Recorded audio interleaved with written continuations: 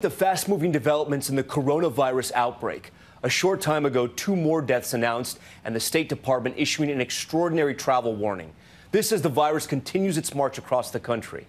Take a look. The first confirmed case in Washington State, January 20th. Tonight, there are confirmed cases in at least 33 states and Washington, D.C. 2 more states added just today. More than 500 people sickened now, including this patient arriving at a hospital in Nebraska. The death toll rising to at least 21. The 2 newest deaths were residents at that nursing care center in Washington State.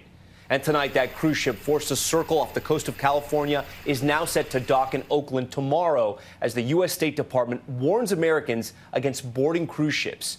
Here in New York, news about that lawyer in critical condition, his wife breaking her silence. And as the virus spreads across the country, some local leaders are sending an SOS to the Trump administration. We have several reports, and we begin with ABC's Stephanie Ramos outside that hospital where the New York lawyer is being treated. Tonight, chilling images of officials in hazmat suits rushing a woman infected with the coronavirus to a Nebraska hospital in a special biocontainment unit. The coronavirus death toll rising to at least 21 nationwide after 2 more residents died at the nursing home that is now at the center of the outbreak in Washington State. 16 Life Care Center residents have died, and 3 nursing homes in the state now dealing with the virus. We have found this to be troubling and volatile, unpredictable. Oregon now joining 8 other states declaring states of emergencies. New York reporting at least 105 cases, including an Uber driver. At least 82 cases confirmed just north of New York City, many of them linked to this man. Lawrence Garbuz, the 50-year-old lawyer, is in critical condition tonight. Garbuz's wife saying in a statement, "I and my family remain very hopeful of his full recovery. He is a tenacious person in all aspects of his life, and I know he will come out of this strong." States under pressure to deal with the growing crisis, turning to the federal government for help, but getting inconsistent messages from the president and his team on testing and protocol. Don't tell us things that are not true. The CDC has been slow in allowing states and other commercial laboratories to test. A Republican governor also expressing his concern. Has the president been perfect in his communication? I would say he hasn't communicated the way I would and the way I might like him to. But I think the rest of the team has been doing a pretty good job. Today, the president tweeting, "We have a perfectly coordinated and fine-tuned plan at the White House for our attack on the coronavirus."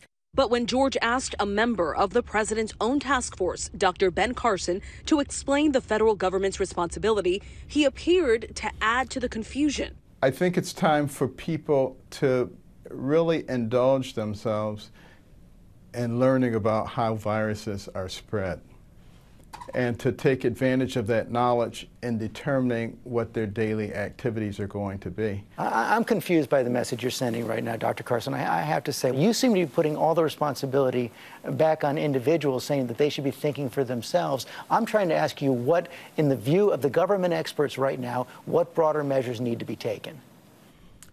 Those recommendations will be coming out from the CDC. They're being evaluated on a daily basis. Right now, the recommendation is as I just prescribed. Go about your normal daily activities if you are healthy. All right, Stephanie Ramos joins us now live. And Stephanie, we heard about the recent deaths and outbreaks inside of nursing homes in Washington State. And tonight, here in New York, the governor taking drastic action to protect people in nursing homes.